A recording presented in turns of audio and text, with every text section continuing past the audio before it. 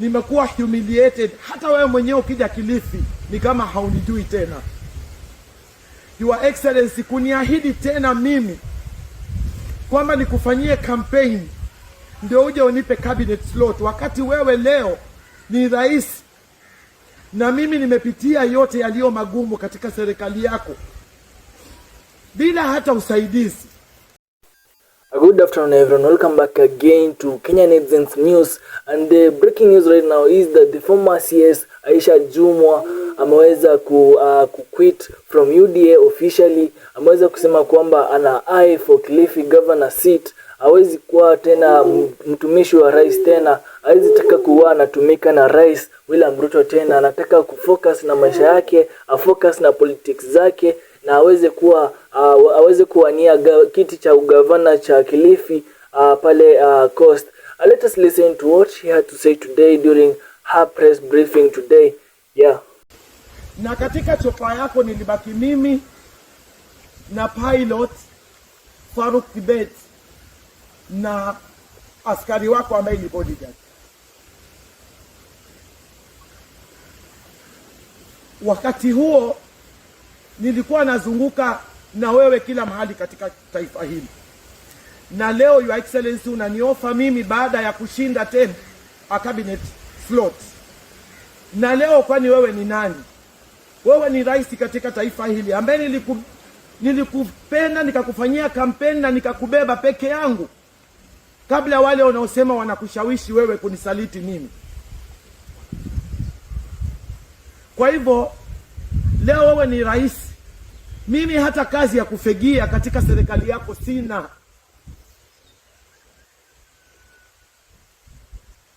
Na nikamwambia ya kwamba umenihumiliate vya kutosha, umenifunga vya kutosha, na labda kama huna habari, nimefukuzwa katika ikulu kwa sababu viongozi wa pwani walikuwa wamekuja kukuona. Na nikakuandikia message na hakuna vile ulinijibu. Nimekuwa humiliated. Hata wewe mwenyewe ukija Kilifi ni kama haunijui tena. Your Excellency, kuniahidi tena mimi kwamba nikufanyie campaign ndio uje unipe cabinet slot, wakati wewe leo ni rais na mimi nimepitia yote yaliyo magumu katika serikali yako bila hata usaidizi. Imenichukua muda sana kuyavumilia yote haya, na mpaka mwisho ni leo. Umenisacrifice mara nyingi kwa neno moja tu, look at the bigger picture. Na nilimwambia I have no problem with the bigger picture, lakini nataka tu uwapatie watu wa Kilifi na hata mimi haki zangu za kidemokrasia.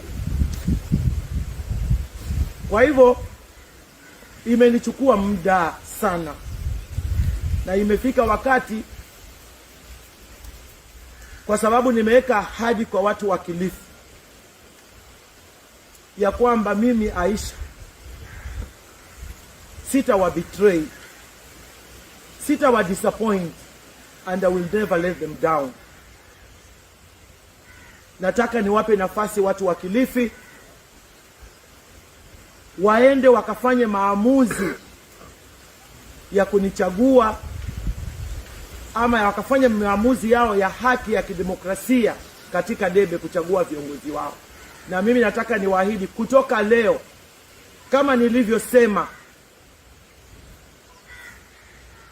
mimi si mwanachama tena wa chama cha UDA, na maamuzi nitakaoenda kuyafanya hapo mbeleni ni maamuzi ambayo watu wa Kilifi County wataniambia ni wapi nisimame, ili kila mtu akaweze kupata haki ya kufanya maamuzi katika debe. Kwa sababu Your Excellency, ninaombi tu moja. Ninaombi moja kwako Your Excellency, kwa sababu hili ulilizungumza na limenipatia hofu sana. It is a threat. It was a threat to me. Na kuomba jinsi ulivyowaamini wale, waache wakutafutie ama wakupiganie ndani ya pwani hii na Kilifi County. Na mimi pia uniache nikiwa salama, ili nikaungane na yoyote yule ambaye atakuwa amezizungumzia ideologies zake ambazo zitawafaa watu wetu wa Kilifi County, pwani na Kenya kwa ujumla. Ombi langu kwako Your Excellency ni hilo. Usinidhuru. Usinidhuru. Asanteni sana. Mungu aibariki Kilifi na wabariki watu wa Kilifi.